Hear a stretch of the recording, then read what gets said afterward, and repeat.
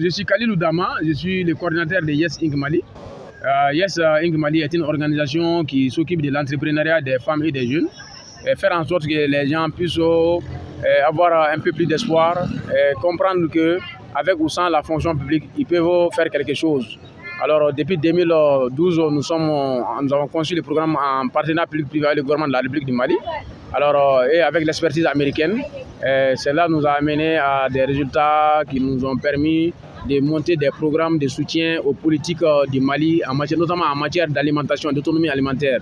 Et nous sommes, sur cet espace-là aujourd'hui. En termes d'activités, nous avons proposé deux activités.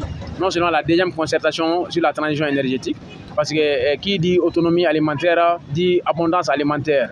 Et s'il y a abondance versus gaspillage. Alors, s'il y a l'abondance, il faut faire en sorte qu'il n'y ait pas de gaspillage. Il faut faire en sorte que les producteurs, son abondance, là, son surplus là, puisse être transformé. Alors, si ça doit être transformé, ça demande qu'on appelle des dispositifs énergétiques. Alors, ça sent très bien qu'à ce niveau, il faut prendre des mesures au niveau local.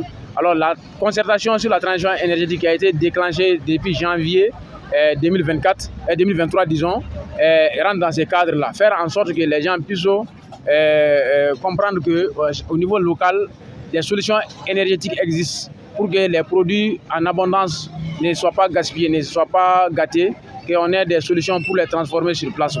Donc, cette concertation en phase 2 s'est déroulée ce matin en présence du commissaire à la sécurité alimentaire, en présence des structures techniques de l'énergie, etc., de tout le monde, des chefs de quartier, des différents départements techniques, etc., des journalistes, etc.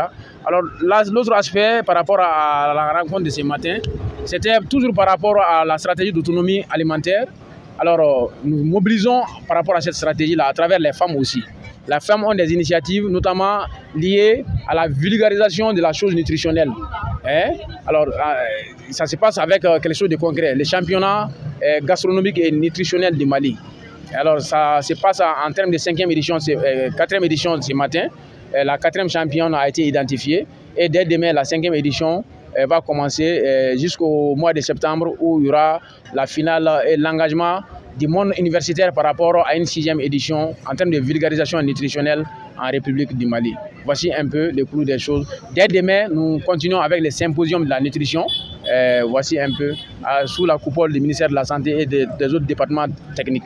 Alors, coordinateur, si vous avez un dernier message à lancer. Alors, le dernier message est très simple, et c'est notre message habituel, c'est que tout le monde doit garder espoir. En fait, il y a de l'espoir, il y a de l'opportunité en l'entrepreneuriat. C'est vrai, c'est bien d'être fonctionnaire, c'est très bien, c'est servir le Mali. C'est aussi servir le Mali de devenir entrepreneur. Faire carrière, c'est être fonctionnaire, mais être milliardaire, c'est être entrepreneur. Merci infiniment. Merci beaucoup.